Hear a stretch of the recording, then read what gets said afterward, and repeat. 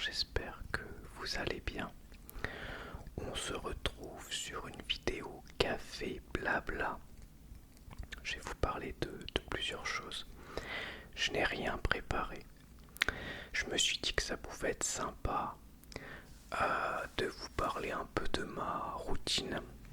Parce qu'il y a un abonné qui m'a demandé comment je faisais pour trouver du temps pour YouTube, pour regarder des films, des séries, en même temps mon boulot, en même temps mes enfants. Donc je vais vous expliquer un petit peu comment je fonctionne, comment se passent mes journées, euh, en sachant que c'est pas forcément passionnant, mais ça fait partie de ma vie et je me dis que voilà, ça peut faire du contenu vidéo. Et puis sur la deuxième partie de la vidéo, je vais vous parler de la série Ça, Bienvenue à Derry que j'ai terminé aujourd'hui, et du film FNAF 2 et du coup un petit peu du 1 que j'ai vu juste avant. Five Nights at Freddy que j'ai vu au cinéma le 2. Du coup je vais déjà boire un petit café dans cette super tasse qui va bien avec et la période d'Halloween et la période de Noël. Mais bon là, on est en période de Noël, c'est parfait.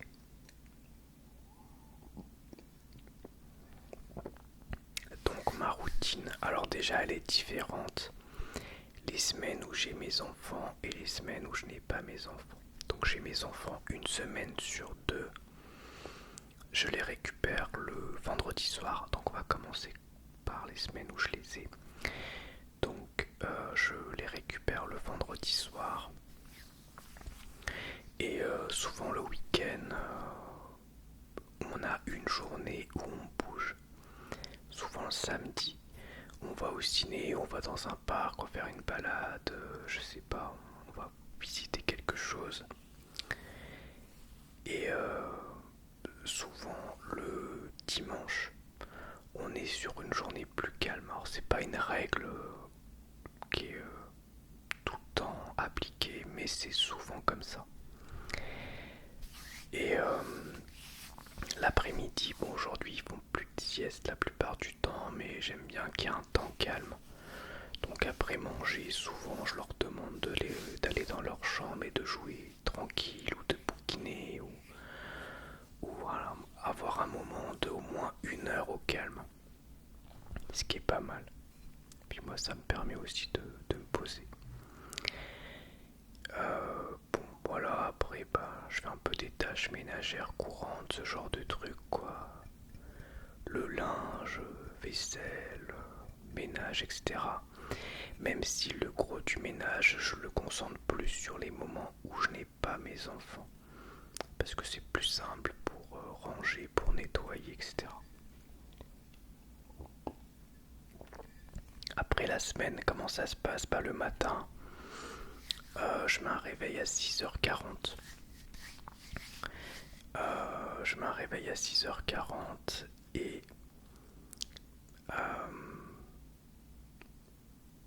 ben, après mes enfants, bah, enfin, mon grand il s'habille tout seul. Donc Isaac il a 7 ans et demi, il s'habille tout seul, il choisit ses fringues et tout, il fait sa vie. Mon plus petit, je l'aide à s'habiller. Alors, il sait s'habiller tout seul, mais souvent le matin il a pas envie, donc il me demande de l'aide, donc je l'aide. Et puis après, ils vont petit déjeuner. Pendant qu'ils petit déjeunent, moi je me lave. Et après, ben, je prépare leur boîte à goûter s'ils l'ont pas fait. Et puis on décolle, hein, parce qu'en fait ça va assez vite. Voilà. Je recheck quand même souvent leur cahier de liaison pour voir si j'ai pas oublié un truc, si j'ai oublié de le regarder la veille. Et puis on part pour notre journée, donc je vais déposer d'abord le plus petit dans un village à 5 minutes. Puis après je dépose le plus grand qui est à côté de chez moi, mais de toute façon pour aller à mon boulot je suis obligé de repasser par là. Et ensuite bah, je vais à mon travail. Donc en gros les enfants je les dépose autour de entre 7h50 et 8h.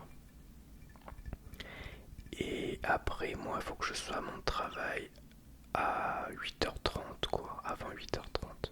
En général, ça marche bien. J'ai toujours un peu de marge, qui fait que si j'ai un gamin qui est pas motivé, qui a pas envie ou qui traîne, je suis pas en retard. Après, je fais mon taf, tout ça, 8h30, 12h30. Puis 12h30, 13h30, je suis en pause. Souvent, ce que je fais, soit j'ai une vraie pause et je suis cool et je parle avec mes collègues et tout, soit j'en profite pour faire des courses. Donc, ben, je vais faire ouais, les courses pour la semaine. Alors, ça dépend du jour. Mais ça m'arrive souvent de faire des courses ou des courses d'appoint le midi pour pas avoir à les faire le soir avec mes enfants parce que niveau timing on est super short quoi. Et puis c'est aussi dans ces moments-là que des fois je vais en ressourcerie ou à Noz ou quoi sur ce temps de pause du midi. Après 13h30, 17h30 je suis au taf. Puis je pars chercher mes enfants. Donc le temps que je récupère l'un puis l'autre, puis qu'on soit à la maison, on arrive à la maison à 18h20. Donc ça fait quand même tard. Donc après comment ça s'organise? Ben, je bois un petit coup de café. Ça s'organise, ça dépend. Alors déjà, priorité c'est les devoirs du plus grand. Ben, le petit en a pas, donc il fait ses devoirs. Donc ses devoirs ça consiste toujours en un exercice de maths, de la lecture. Ben, il est autonome, moi je vérifie juste l'exercice de maths. Des fois une poésie à apprendre, mais pas tout le temps, puis ça s'étale sur un petit moment, et des mots qu'il doit connaître pour des dictées, donc c'est là-dessus que j'axe le plus parce c'est pas évident pour lui. Donc on prend le temps, alors ça dépend, des fois c'est 10 minutes, des fois c'est 20 minutes, des fois c'est 30 minutes, mais il faut pas que ce soit trop long parce que déjà on arrive tard. Et en plus la maîtresse m'a dit qu'il fallait pas non plus lui bourrer le crâne. Mais bon, tous les soirs on fait ça. Ils n'ont pas le droit à la télé les soirs de semaine, sauf le mercredi soir parce qu'il n'y a pas école. J'autorise, mais sinon non, ils n'ont pas le droit à la télé les soirs de semaine. Et puis ben après ils vont se laver, donc c'est pas tous les jours, je les lave un jour sur deux. Maintenant ils sont assez autonomes en fait, je leur fais un bain, ils jouent dans le bain et tout, ils s'amusent dans le bain. Et puis moi pendant ce temps-là, bah, ça me permet de préparer à manger. Donc soit j'ai déjà quelque chose de préparé, soit je prépare quelque chose d'assez rapide parce que bah, niveau temps, voilà. Mais sinon je vais préparer le week-end en avance et puis pour les jours suivants, ça dépend où je vais congeler. Bref, on mange le repas. Des fois je mange avec eux, des fois je mange après, ça dépend si je vais tourner une vidéo ou pas parce que moi quand je mange après, mon ventre il fait beaucoup de bruit. Mais en tous les cas, même si je mange pas avec eux, je reste avec eux à table pour discuter quoi. Et puis après ben c'est déjà tard en fait. C'est déjà tard, ils sont cuits de leur journée parce que ça leur fait des très grosses journées. Ils vont se coucher souvent aux alentours de 20h, 20h30. Et donc ça dépend de leur bonne volonté. Des fois ils s'endorment à 20h, des fois à 20h30, des fois à 21h. Et du coup, c'est dans ces moments-là, en tout cas à peu près un jour sur deux, parfois un jour sur trois, que je vais tourner une vidéo. Donc des fois je tourne un short très rapide, ouais, un jour sur deux quoi. Des fois je tourne un short et des fois je tourne une vidéo plus longue. Et après j'enchaîne avec le montage directement parce qu'en général je supporte pas d'avoir tourné une vidéo et qu'elle soit pas prête, donc je veux la mettre le plus vite possible. Donc je fais le montage et tout, ce qui fait qu'en général si tout va bien, vers 22h j'ai fini le tournage et le montage. ce qui me laisse une fin de soirée pour regarder un épisode de série ou bouquiner ou regarder un film. Alors en fonction de ma fatigue, des fois je regarde des demi-films et je regarde la suite le lendemain, ça dépend. Mais c'est vrai que du coup avec YouTube je sacrifie du temps de visionnage de jeux, de séries, de quoi, parce que forcément ça prend du temps, mais j'adore faire ça, donc c'est cool, il n'y a pas de problème. Donc ça c'est un peu tous les soirs de semaine. Quand ils sont pas au bain, bah du coup je les laisse jouer. Donc ils jouent dans leur chambre en général pendant que je cuisine ou dans la salle de jeu. Et puis le mercredi c'est la même chose sauf qu'au lieu de les emmener à l'école, je les emmène au centre aéré, sauf quand je prends une journée pour les garder. Donc là je les pose tous les deux au même endroit. Et là le soir ils ont le droit un petit peu à la télé, donc je suis un peu plus cool. Et donc souvent mon grand a déjà fait ses devoirs le mardi, donc il n'a pas de devoirs à faire, donc c'est vraiment la journée un petit peu plus cool. Le jeudi c'est un peu particulier parce que je termine à 16h30, ce qui fait que ben ce qui fait qu'en fait je vais les récupérer plus tôt pour les emmener au sport. J'ai le petit qui a judo et le grand qui a handball. Et ils sont tous les deux au même endroit puisque le dojo et le gymnase sont côte à côte. Donc en gros il faut que je sois à 17h15 au hand. En général ça le fait. Le grand commence son hand, 17h30 le petit commence le judo. Jusqu'à 18h15, 18h15 je récupère le petit. Après on va regarder le grand qui a hand jusqu'à 18h45. Et après on rentre.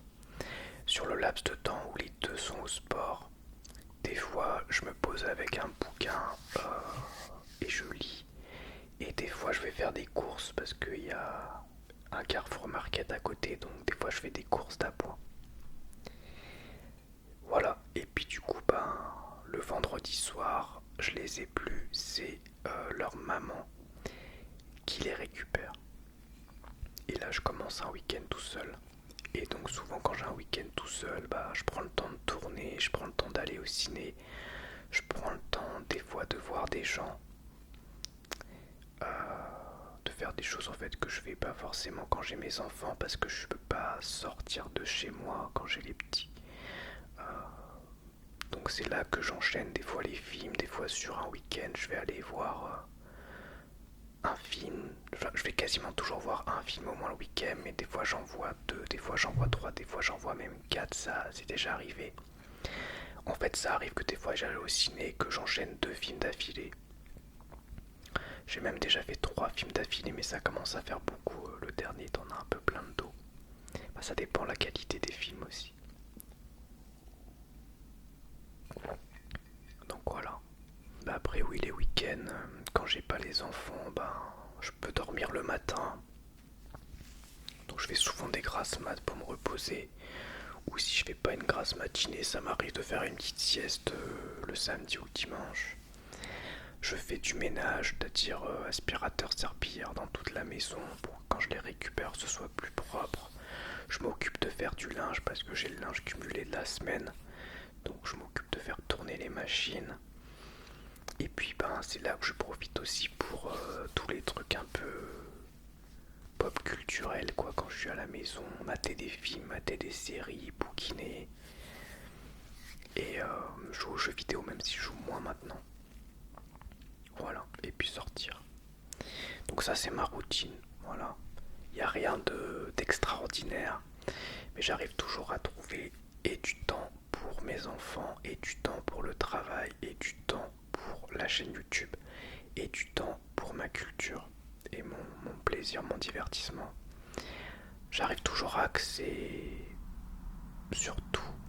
C'est juste qu'il y a des temps où j'ai plus de temps pour l'un, plus de temps pour l'autre, en fonction de si j'ai mes enfants ou pas. Mais voilà un petit peu comment ça se passe au niveau de ma routine quotidienne. Après souvent quand j'ai pas mes enfants je fais très peu de courses, Je mange souvent les restes enfin, au moins sur le début de semaine, je mange les restes. Et j'ai toujours des bricoles à manger et souvent je refais les courses juste avant de récupérer mes enfants, genre le jeudi soir par exemple, vu que je termine plus tôt, je vais souvent aller faire des courses pour que quand ils reviennent, bah, le frigo soit rempli et qu'il manque de rien, quoi. Mais des fois je fais pas des grosses courses non plus parce que je veux pas gaspiller. Je veux pas gaspiller et donc je fais pas forcément des grosses courses comme j'ai possibilité de faire des courses d'appoint le midi, comme j'ai un supermarché à 5 minutes du boulot. Donc voilà pour ma routine. Et maintenant, bah, je vais vous parler de, de la dernière série que j'ai regardée. Ça, bienvenue à Derry. Ça, bienvenue à Derry, qui est un genre de préquel, on va dire, au film. Plus ou moins préquel. Et on suit un groupe d'enfants aux prises avec Gripsou alias Pennywise. Et ben, en fait comme les films. Sauf qu'il y a d'autres choses autour, il y a tout un truc avec l'armée qui essaye de trouver un peu la source de cette malédiction. Un peu en mode complot militaire, tout ça. Un peu comme Stranger Things finalement. En fait, on sent qu'il y a des inspirations de Stranger Things et dans le même temps, vu que Stranger Things c'est aussi inspiré de l'œuvre de Stephen King, bon, c'est la boucle est bouclée, donc je trouve pas ça forcément gênant. Et donc, au fur et à mesure de la série, ben, on va en découvrir plus sur l'univers. Donc j'ai bien aimé. Même si j'ai trouvé qu'il y avait quelques baisses de rythme, surtout sur le milieu. En fait, j'étais vraiment à fond au début. Puis après, il y a un moment où j'ai trouvé que c'était un peu en dessous parce que je voyais pas trop où voulait en venir la série. Puis, il y a un moment où en fait, Gripsou apparaît beaucoup plus, on commence à vraiment beaucoup plus le voir. Et la série, je trouve qu'elle a, elle développe plus son potentiel.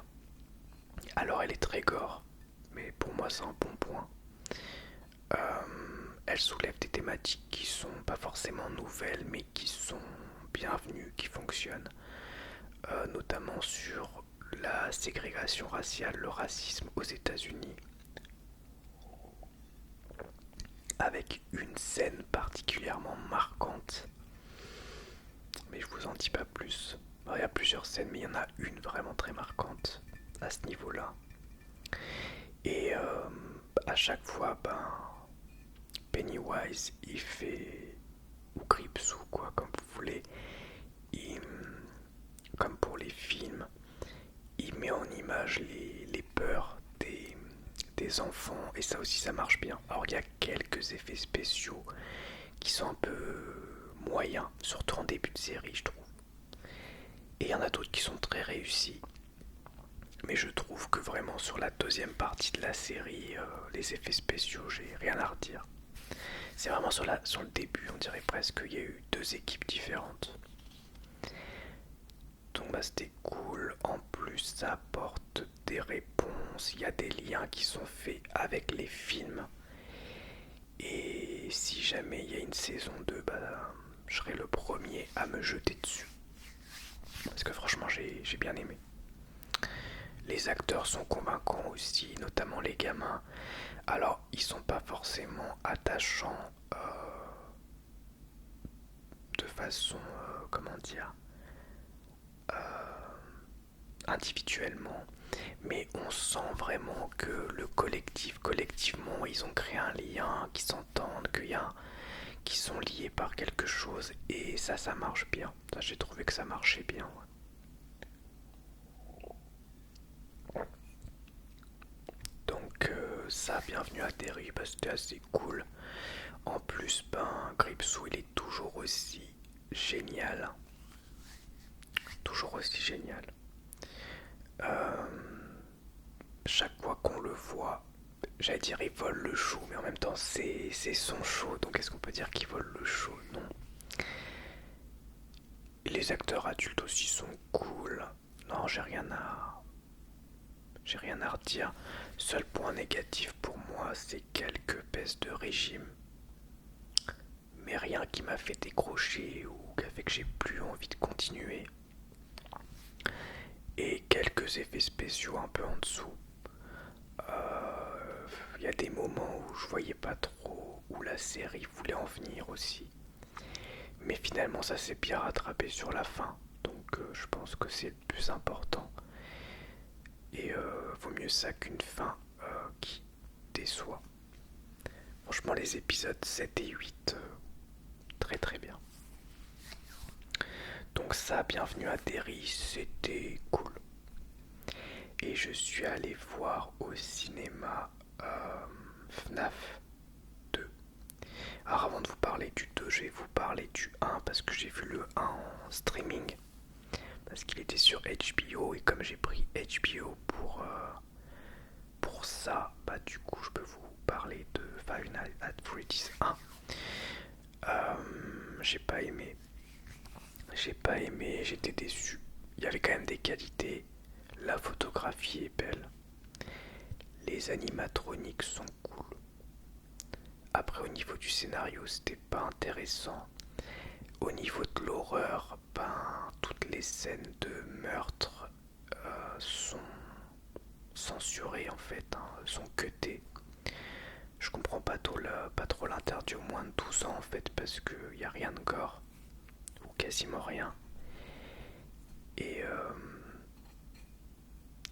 et il y a tout un truc avec des flashbacks qui reviennent perpétuellement dans le film et qui sont assez lourds. Donc vraiment j'ai pas accroché non plus aux acteurs, j'ai pas accroché au scénar, même s'il y avait quelques idées sympathiques, mais tout est trop sous-exploité. Voilà, donc ça c'était pour le 1. Et du coup là, je sors de la salle où je suis allé voir le deuxième opus. Et qu'est-ce que j'en ai pensé du 2? Et ben, comme le 1, j'ai pas accroché, j'ai pas aimé. J'ai été déçu. Alors, il y a du mieux, il y a du moins bien. Et dans l'ensemble, ça s'équilibre. Mais ça en fait aussi un mauvais film. Bon, déjà, gros point noir. Comme pour le 1, toutes les scènes de meurtre sont cutées au montage. On voit jamais les meurtres. Il y a quasiment pas de sang. C'est aussi interdit au moins de 12 ans, tu comprends pas pourquoi. Je sais pas comment ils font les classements en France, comme tu vois que The Substance, qui m'a fait grincer des dents, que je suis un fan d'horreur, il est interdit au moins de 12 ans. Et que Five Nights at Freddy's, c'est interdit au moins de 12 ans, alors que t'as rien de gore. Je sais pas comment ils font les classements d'interdiction. Donc bref, déjà ça va pas. Au niveau de la réalisation, j'ai trouvé que c'était en dessous du 1. Il y a moins, au moins dans le 1, il y avait quand même un petit peu la beauté du lieu. Ici, j'ai trouvé que c'était plus quelconque. Donc l'histoire, c'est quoi? Ben, parce que quand même, faut que je vous en parle. L'histoire du 1, c'est un gars qui devient agent de sécurité dans un lieu abandonné où il y a des automates, voilà. Qui est un ancien restaurant pour familial aussi, avec plein de trucs pour les enfants et des animatroniques, sauf qu'en fait ils sont hantés, voilà. Et dans le 2, on reprend le même concept sans vous en dire trop sur le scénario, sauf qu'on migre sur un autre restaurant qui serait le restaurant original, donc celui avant, celui qu'on voit dans le 1. On garde les mêmes personnages principaux, notamment le gars et sa sœur, et un autre personnage qu'on a rencontré dans le premier. Voilà. le temps d'écran se divise à peu près entre les trois sur le 2. Sinon, il n'y a pas tellement de choses nouvelles. Enfin, s'il y a une nouvelle créature, si on peut dire, c'est le, le marionnettiste, je crois. Ou la marionnette, je crois que c'est marionnettiste. Qui pourrait être sympa, mais qui est complètement sous-exploité parce qu'en fait, son concept, c'est qu'elle peut, comme posséder le corps de personnes. Ce qui fait qu'elle a un design assez cool, mais on le voit très peu finalement parce que 90% du temps elle possède quelqu'un, donc ça n'a pas trop de sens. Les animatroniques sont toujours cool, mais un peu sous-exploités. Point fort par rapport au 1, c'est qu'il n'y a plus tous les flashbacks. Donc au niveau du rythme, c'est un peu moins chiant. Même si le film par contre il met un petit peu longtemps à démarrer, avec beaucoup de blabla pas intéressant. Par contre, point négatif, comme pour le 1, les dialogues sont des fois un peu ridicules, un peu nazes. Le scénario ça va pas, mais pire que le 1, il y a des incohérences, il y a des facilités. Parce que moi le 1 ça se tenait, c'était faible mais ça se tenait. Là, il y a des incohérences, il y a des facilités, il y a des trucs complètement absurdes, complètement débiles. Et on sent que là, ils en ont plus rien à foutre.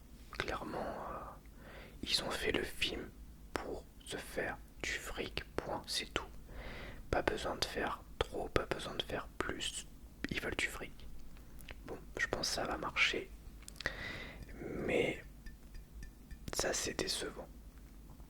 Il y a une scène un peu sympa, même si ça marche pas de ouf, mais c'est mieux que le reste. C'est une scène devant un poste d'ordinateur et c'est une scène clairement inspirée du jeu vidéo. Donc ils ont refait un passage un petit peu comme dans le jeu vidéo avec des refs au jeu vidéo. Et c'est finalement la scène qui, au niveau de l'horreur, fonctionne le mieux en tension horrifique, même s'ils auraient pu faire mieux. Après le reste, c'est assez ridicule avec l'histoire de profs de robotique clichés, des personnages clichés. Il y a plein de trucs qui fonctionnent pas. La gamine, elle est des fois un peu insupportable. Ouais, les automates sont sous-exploités. La fin, c'est même pas vraiment une fin. Le film il se termine vraiment pour dire ah il y aura un 3, mais ça se termine vraiment hyper brutalement. Donc au final, FNAF 2, j'ai pas aimé. Dommage parce que... Alors je me suis peut-être un peu moins fait chier que le 1 parce qu'il se passe pas mal de trucs. Mais ça en fait pas quand même un bon film quoi. Et il a autant de défauts que le premier, peut-être même qu'il a plus de défauts que le premier. Ah oui, et puis j'ai pas parlé des jumpscares, il y en a plein. Mais vraiment plein, mais que des jumpscares nuls. 95% des jumpscares du film ne fonctionnent pas, sont nuls, c'est genre quelqu'un qui va sortir, enfin qui va passer devant la caméra d'un coup, quelqu'un qui va faire boue à son pote, mais des trucs mais nuls, mais vraiment qu'on devrait plus faire en 2025. Après tant d'années à faire des films d'horreur, c'est interdit, ça c'est interdit, ça suffit maintenant. Donc voilà pour FNAF 2. Et puis quoi? Puis j'ai vu Zootopie 2 avec mes enfants et j'ai été assez déçu. Je crois que j'ai mis un 2,5 sur 5. Je trouvais que le film il commençait bien. En fait, j'étais content de retrouver l'univers, de retrouver les personnages et surtout de retrouver cette ville. Et c'est ce que j'aime le plus dans Zootopie, c'est cette ville, son organisation et tout, que je trouve assez génial, les interactions entre les différentes espèces, comment la ville s'adapte aux différentes espèces et tout. Et je trouve que sur le début ça marchait bien, mais après on part dans un genre d'enquête liée aux reptiles, et là le film il m'a perdu. Parce qu'il part sur un sujet qui pourrait être vraiment intéressant, mais en fait il en fait pas grand chose. avec des personnages assez clichés. Les reptiles sont pas du tout développés. Et en plus, bah, on quitte un peu cette ville vraiment intéressante pour n'en voir pas grand chose. Et les nouveaux personnages qui sont introduits, moi, ils m'ont pas convaincu. Que ce soit les antagonistes, le serpent ou l'espèce de castor, là, j'ai pas accroché. Donc j'étais quand même déçu, j'ai même trouvé le temps un peu long. C'est dommage parce que vraiment la première partie du film m'a vraiment accroché. Bon, il y a quand même quelques moments un peu sympas. Je peux pas dire que c'était nul. Mais en fait, je suis sorti du film un peu... ouais, bof. C'était pas nécessaire et c'était en dessous de Zootopie 1. Mais mes enfants ont adoré. Mes enfants, eux, ont adoré le film, donc peut-être que je suis un vieux aigri, peut-être que je suis passé à côté du film, peut-être que j'en attendais trop. Eux, en tout cas, ils ont passé un super moment, ils ont été vraiment super contents de le voir. Donc je me dis que c'est le plus important. D'ailleurs, quand on est rentré à la maison, ils avaient vu Zootopie 1 la veille. Non, ouais, si la veille, le vendredi soir. Et du coup, le dimanche, ils m'ont demandé à regarder la mini-série sur Disney+, Zootopie, parce que ils voulaient prolonger leur expérience. Donc du coup, ils ont tout vu. Ils ont tout vu de Zootopie, le 1, le 2 et la mini-série. Moi, j'ai pas vu la série.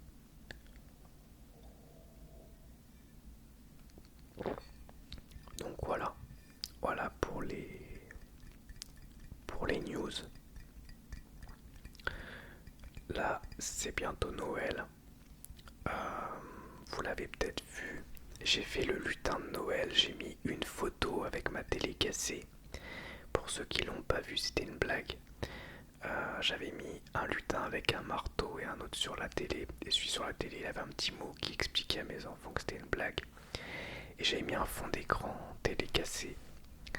Mais ils se sont pas fait avoir, ils ont bien compris que c'était une blague parce que mon plus petit, il est arrivé, il a touché la télé, il a dit ah, c'est du... Le verre il est pas cassé, papa. Donc voilà, les lutins ont fait un peu des bêtises à droite à gauche dans la maison. C'était rigolo. Là ils sont chez leur maman pour la semaine de Noël.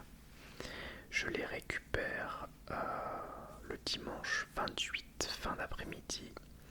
Et dans le même temps, j'ai mes parents qui vont arriver à la maison et donc on va faire Noël avec mes parents le 28 au soir. Donc ça va être super cool. Je vais récupérer mes enfants. Si tout va bien, mes parents seront là ou vont arriver et il y aura déjà tous les cadeaux que j'aurai disposés sous le sapin pour qu'on fasse Noël. Donc j'ai hâte, vraiment ça va être super chouette. Et donc mes parents ils vont rester toute la semaine de Noël et du jour de l'an, pardon pas la semaine de Noël, la semaine du jour de l'an à ma maison. Donc ils vont rester du dimanche au dimanche.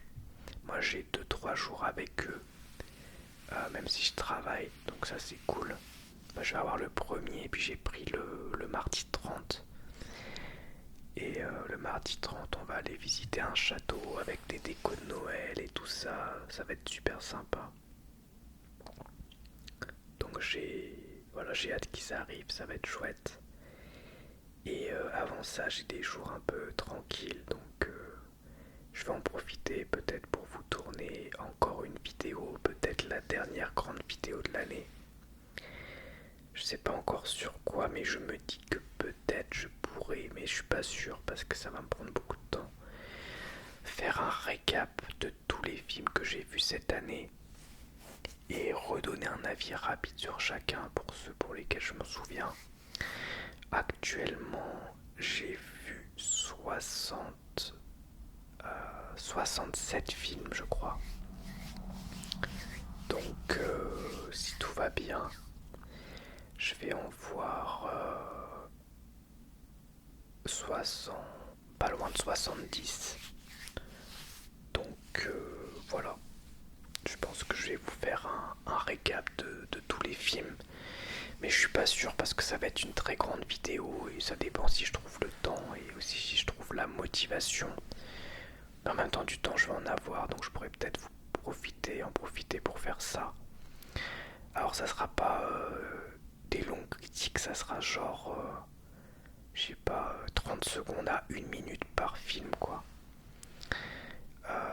bien, c'est que j'ai tout noté sur Letterboxd. Donc je pourrais prendre ma tablette et faire film par film. Je vois ma note et je vais me remémorer un petit peu le film, les acteurs, tout ça. Ça peut être sympa. Voilà, n'hésitez pas à me dire si ça vous intéresse.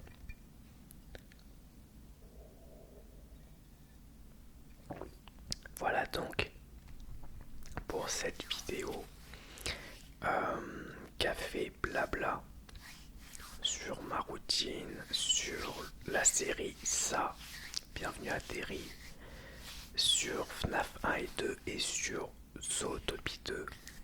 J'espère que ça vous aura plu en tout cas et je vous dis à bientôt pour une nouvelle vidéo ASMR.